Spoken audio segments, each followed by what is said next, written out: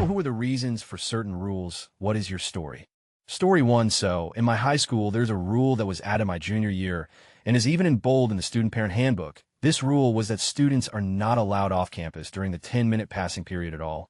The reason that this rule exists is that my sophomore year, I was really craving a Starbucks during my first period, so in the last few minutes of the period, I mobile order a coffee, and then during break ran half a mile to pick up my coffee and walk back. I made it back to my class on time, but the school still tried to get me in trouble until I said, "Show me," where it says I can't leave campus during the passing period in the handbook, and I will accept any punishment. Otherwise, you have no grounds to punish me. And after 20 minutes of sitting in the office, I got out with no punishment. Then, my junior year, that rule was added to the handbook. To this day, it's one of my best, worst accomplishments. Story 2. Former coworkers of mine. Contracted employees have a maximum amount of time they can work each week. Company pushed a lot of 60-year-old employees into retirement via benefits change. A bunch of those who retired re-signed on as contracted hourly workers and started making more money than they had before they retired. Story 3. When I was younger, 3 or 4, my school had a large field near the entrance where we'd walk across to get to class from our drop-off room. I decided it would be funny to try and run away. My brother did the same thing a year later in the same year. And that's when they introduced a fun colored rope everyone had to hold on to when going to and from classes. Story 4. They banned doing handstands at my primary school because we used to play the game where you'd sing a song and go up into a handstand. And when I went up, for some reason my arm just gave way and I landed on my shoulder and broke my collarbone. I saw my old teacher a few weeks ago, and apparently that's the handstand story equivalent of the boy who swung back on his chair and cracked his head open. Story 5. When I was going to 6th grade, my family was moving to a new town. In order to prevent myself and my brother from having to go through the hassle of moving and to alleviate some of their stress, my parents decided to send us to sleepaway camp for 6 weeks. My brother, 2 years older, proceeded to get extremely sick within the first week or so that we were at camp. He was on bed rest, and at more than one point the staff had to bring him into the small town nearby to go to the hospital. My mother had a tendency to overreact and make mountains out of molehills. She was extremely unhappy with the staff and thought it was outrageous that my brother got that sick that quickly, assuming that someone must have showed up to camp on the first day knowing they were sick and spread the germ to my brother. Luckily, he recovered after the first week and was able to enjoy the rest of the summer. When the term was over, we left camp, excited to see our new house and meet the people at our new school. Fast forwarding to the next summer, our parents saw how much we enjoyed camp and decided that having us out of the house for a month wasn't so bad for themselves either. Instead of driving us this summer, they decided to send us on the buses the camp ran to different counties and states. The total ride was about 4 hours, an eternity for a middle schooler with a surplus of energy. Once we arrive at camp, the buses all line up, and there's an in-processing tent set up where all the kids had to walk through before they could get their bags and go to their cabins. It was taking forever. I started to get irritated. I had waited all year for this, and now I have to wait more. I finally get off the bus and into the tent and see what they're doing. Each camper is getting asked a series of questions about their current health. Are they feeling sick? So they have any allergies? Do they have any prescriptions, etc.? They would then get their temperature taken by the nurse to confirm they did not have a fever and were sent with a counselor to their cabin. I get to the end of the line and ask the nurse why they're doing all of this because it is taking so long and I was being an impatient child. Her response: a parent was very upset last summer that their camper got sick. So now we are screening everyone and quarantine them if they show any signs or symptoms of being ill. I look at my brother, who was standing behind me, and yelled, "Thanks a lot." TLDR: overbearing mother caused camp to establish screening process to make sure kids weren't sick. Story 6. I got Beyblades banned in 4th grade. Circa like 2002, my mom had cheaped out and bought me an off-brand Beyblade that was heavier and I think made out of metal or something dense. Anyways, we had this one kid who would bring in like Battle Dome or whatever they had. My Beyblade would collide with theirs, and theirs would just go flying out of the dome at unsuspecting victims. Holy, this is my first comment to make over like 15 upvotes. Story 7. At school, there's now a rule that nothing can be mass printed even though we have a set amount of printing credit, because I blocked up the printer while printing tiled Fat Yoshi and Fat Skipper. Story 8. I moved from the Midwest to Texas to attend college. It was the first time I tasted deep-fried okra. The cafeteria was all you could eat. The okra was like crack to me, and I ate plateful after plateful. Pretty soon the rule was 2 servings per meal. Story 9, my freshman year of college. I made it so that no one, and not just my dorm, but all dorms on campus, was allowed to use the microwave located in each of the dorms' common area after 10 p.m. because drunk, me wanted to microwave a Hot Pocket one night, and instead of setting the timer to 3 minutes, I set it to 30 minutes, which wouldn't have been a problem if I stayed there waiting for it. But drunk, me decided at that moment, hey, you know what would be even better than being drunk and high, and proceeded to go back to my room for a bong hit, which turned into several, which turned into me nearly passing out, roused only by the now blaring fire alarm that made everyone else in the dorm to also have to go outside in the middle of the night. Of course, due to the whole where there's smoke, there's fire rule, a couple of fire trucks showed up to the action. Me and everyone else that lived in this dorm were all standing outside grumbling about what caused this, some speculating that someone was stupid enough to have pulled a false alarm. At a certain point amongst that grumbling, did it dawn on me that I just left that Hot Pocket in the microwave. And that's when I started worrying that the source of all this 3 a.m. hubbub could have been me, a deep, abiding shame that was validated when I saw one of the firefighters emerge from the dorm with a charred microwave. I joined in the chorus of incredulousness from the other cohabitants of my dorm, who were shouting pleas of what drunk and dumb. Burn up the microwave, and whoever did this is going to get their beat, and similar witticisms. I figured at this point, lying was my only way out. And in the end, it worked. No one that night ever found out it was me who burned up the microwave in my drunken and stoned state of dishevelment, and was the source of the no microwaves after 10 rule in the dorms that was in force for the rest of the time I was in school, and could still be in place for all I know. Story 10 here is my flex. When I was a kid, I got so good at a couple of arcade games that I could play sometimes for a couple of hours on 1 quarter or 2 or 3, depending on the game. Most times no one noticed, and it never mattered. Well, a local comic book store put up a sign limiting each player to 30 minutes at a time because of me. They had like 2 machines, and sometimes I'd hog them thinking I was cool. I'm sure I was the annoying little nerd kid in retrospect. Story 11 also, in senior school, a friend and I got bored, so we thought it would be funny to set up rules in our emails where an email from me would be forwarded back to me, and an email from him forwarded back to him, a few million emails and a crash server later, and the IT team put a lot of restrictions on our emails out of nowhere. Story 12, back in the day, on Neopets, there was this rule that you couldn't make posts titled things like Girls Only Party, but the rule was never enforced, so one day when I was 12 and on my mother's Neopets account, since I was too young to use the Neo boards, I made one of these boards and everything was fine for the first 10 to 15 pages. Everyone was staying within the rules on the rule-breaking post, so TNT, the Neopets team, basically the mods and developers and stuff, left us alone. And then someone decided to RP going swimming, which was kind of risky, and I warned against it. Shortly thereafter, someone made a post that was pretty similar to the following. Oh, okay. Gets out of water bikini, falls off, oops. The board was instantly deleted. My mother's account was permanently frozen. And from that day forward, when someone used the word bikini on the Neo boards, a filter changed the word to cardigan. Story 13, checking ID at work, when we have parties that contain alcohol. Used to be honor system until a newly hired person under 21 drank too much and vomited in the hallway. Story 14, in 3rd grade, I jumped off of a very tall piece of playground equipment, smacked my chin on my knee, and bit my tongue. It was a bloodbath, and the teacher passed out and hit her head off of the pavement, resulting in another bloodbath. Welp, the next morning, there was an announcement stating no more jumping off the tower on the playground. The next day, the teacher's son tried jumping off of a rope swing over the schoolyard fence and broke both his arms. The school removed all of the fun stuff off of the playground that summer. Story 15, and the reason my middle school had to add a no outside food to be delivered during school hours rule in the handbook. For my 12th birthday, my mom brought me, and like 10 other kids, McDonald's during our lunch period. I guess it caused some jealousy, because someone owed the principal.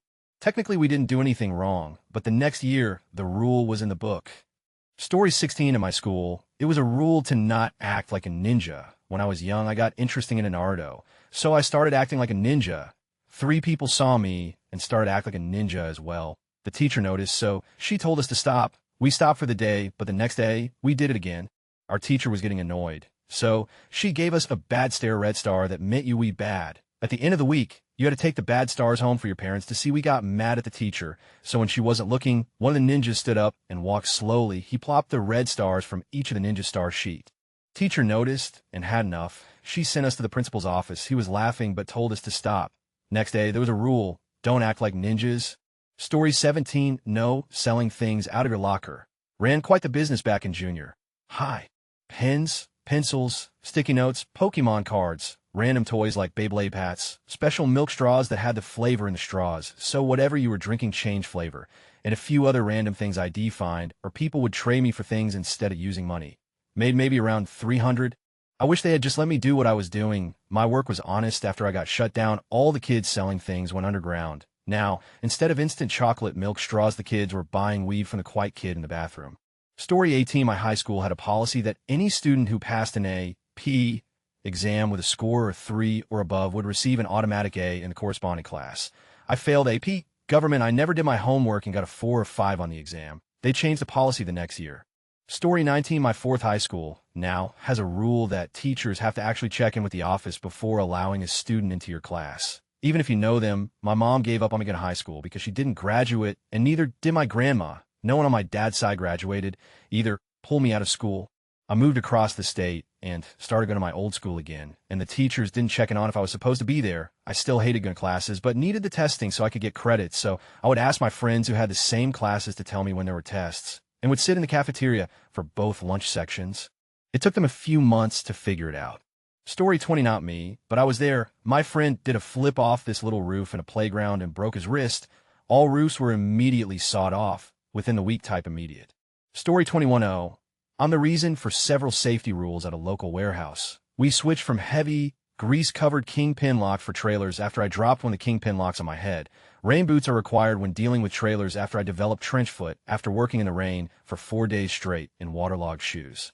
Nothing heavier than 50 pounds on the conveyor belt after I hurt my back trying to lift an 80 pounds box off a line 20 up. Everyone in the shipping department rotates through the fastest line after me, and someone who has got into a verbal fight over it. No one straight out said it, but I'm fairly certain the attendance policy got changed 3 times because of me. Story 22. Our gym, where we had prep rallies, was a level lower than most of the school, so there was an elevator so disabled people could get there. A few of my buddies and I would take the elevator back up with one of my best friends who was in a wheelchair, because we would sit with him during the rallies and walk back to class with him and chat in the elevator. One day, assistant principal saw us get out with him and lost his mind because he thought we were using the elevator being lazy. They put a sign up next week saying to leave an elevator for people who needed it. My buddy who was in the wheelchair and his dad sent several angry emails about it because it essentially segregated him from his friends. They took the sign down pretty soon after that. Story 23. I figured out a loophole in the Google Chrome at my school. That if you go into Bing instead of Google, none of the restrictions applied. This being the hormonal teenager Ian, you can imagine what happened next. You can't go to Bing anymore, but Internet Explorer still works. Story 24. While working at McDonald's when I was younger, I thought it would be cool to make a quesadilla with what was in the kitchen.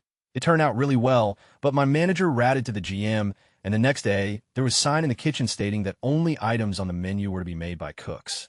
Story 25. During my junior year, my physics teacher did the mousetrap car assignment and held a competition to see who can make a mousetrap car go the farthest and the fastest.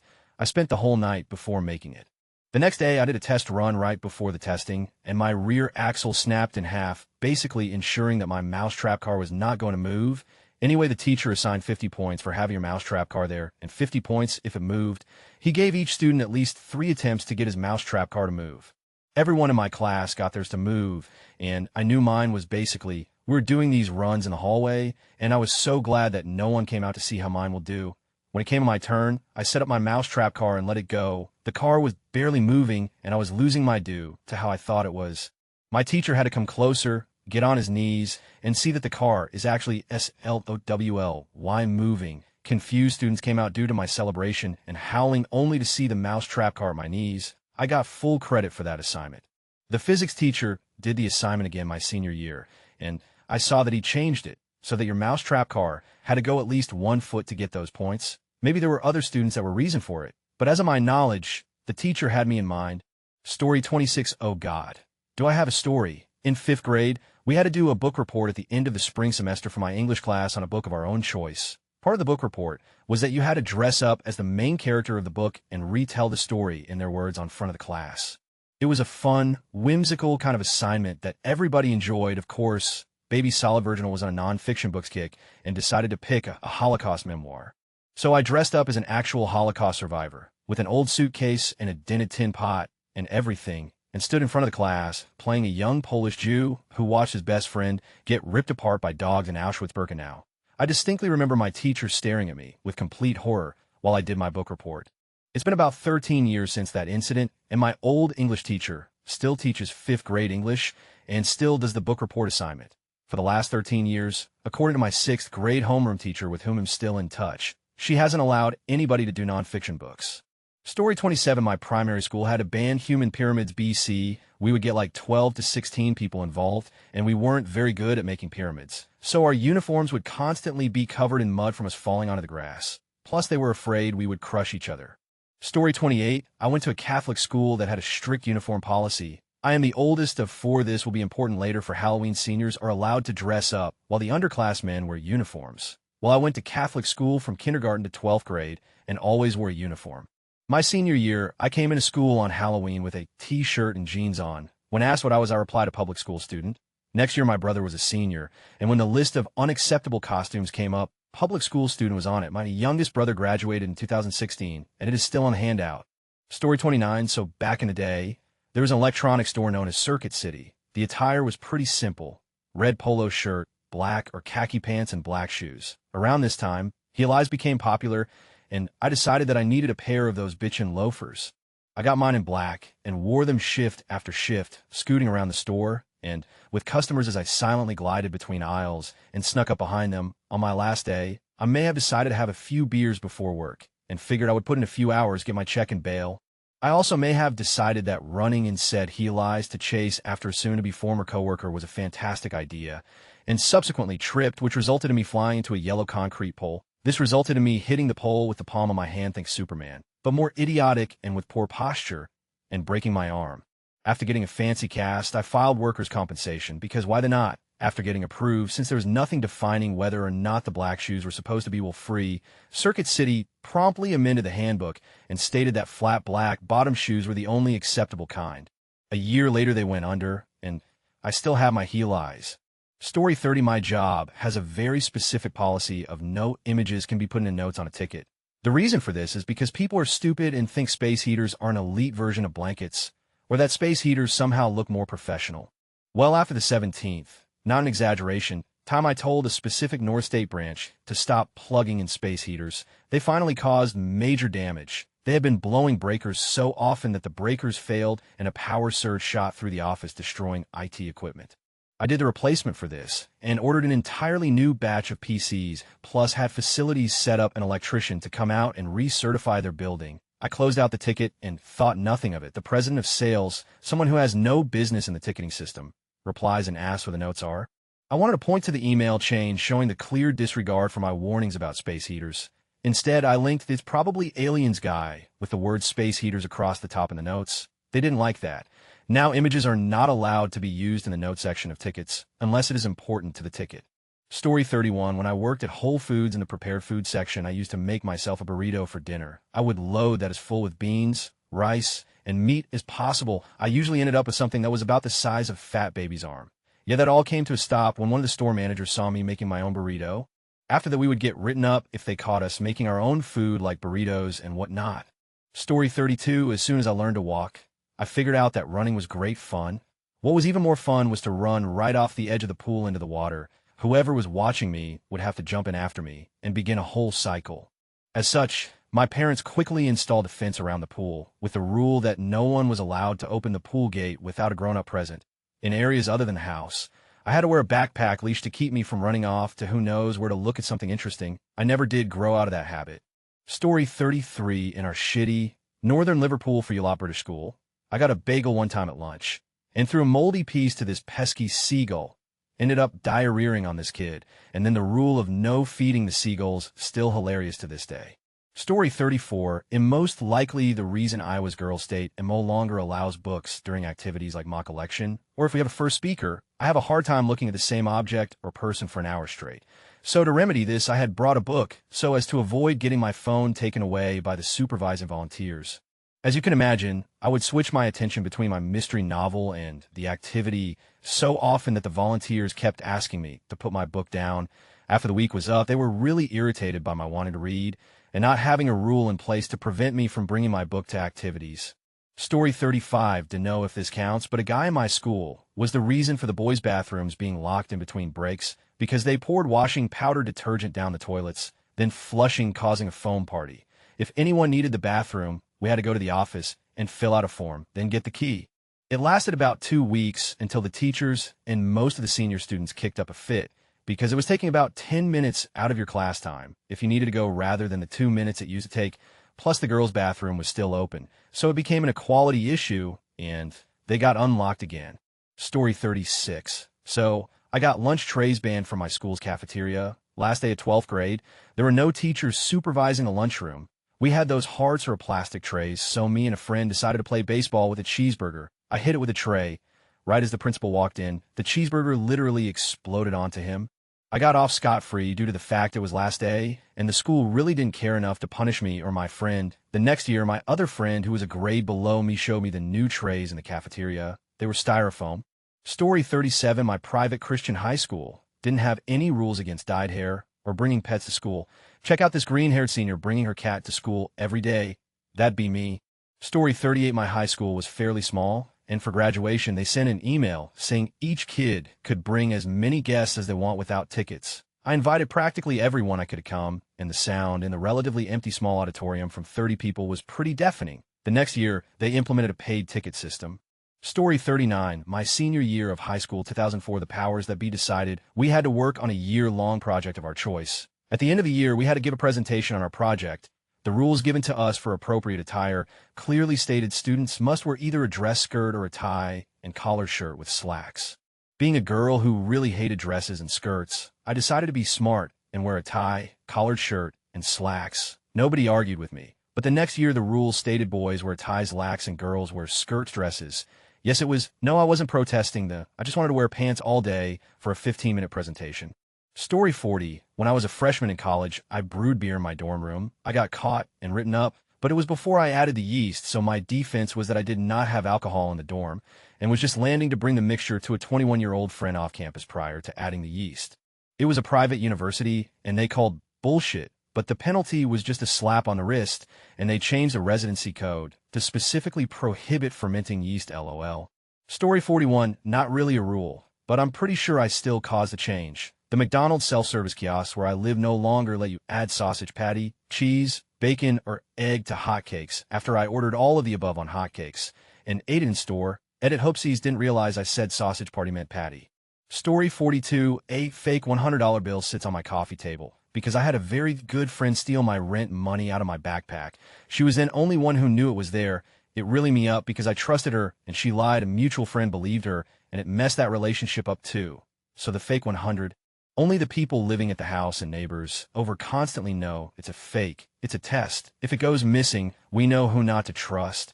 Story 43 got banned on Fark short-term ban. Sent emails to a buddy who would quote me in his reply post Fark that made a rule that you couldn't quote users who were banned in the thread where they got banned. Story 44, I wasn't the reason for the rule, but I was the one who implemented it. I was the network admin at a middle school. Back when mice were still a thing, some of the kids were regularly stealing the out of the mice and taking them with them. So I'd have to replace the mice out of our meager spares. Because of that, I implemented the policy that all mice were to be turned upside down at the end of class, and the teacher was to walk around and visually inspect each mouse to ensure the ball was still in place. Ended the problem right there.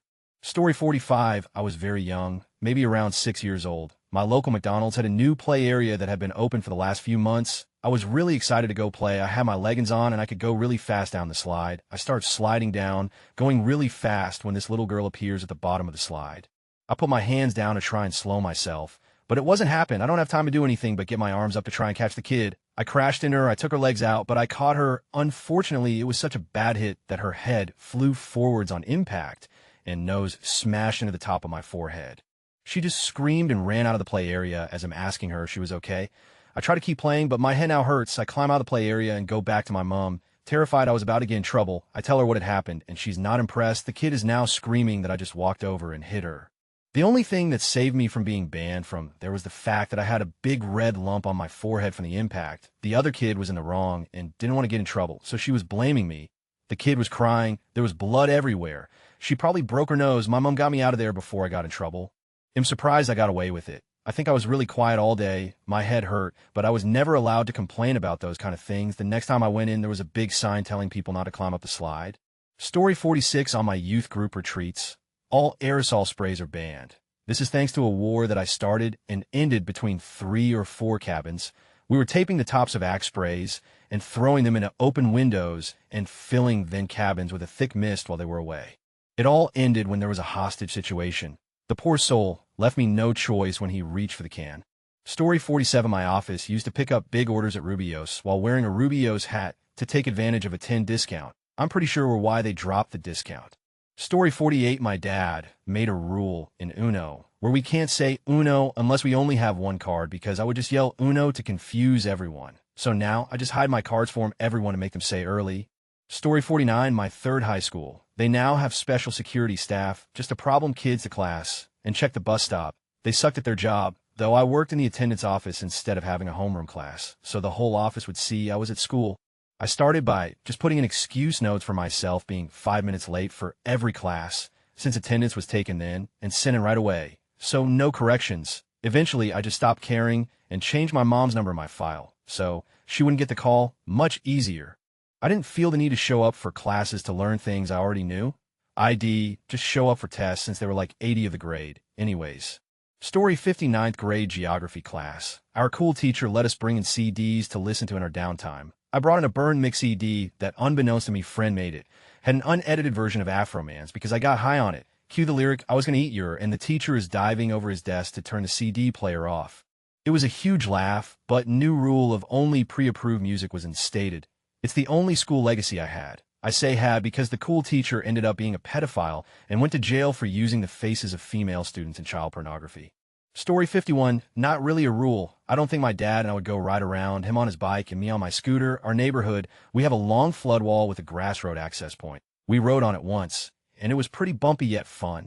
Next week we do it again, and there's now a locked gate installed with a sign saying no bikes or motorized vehicles. I bet a nosy neighbor turns us in.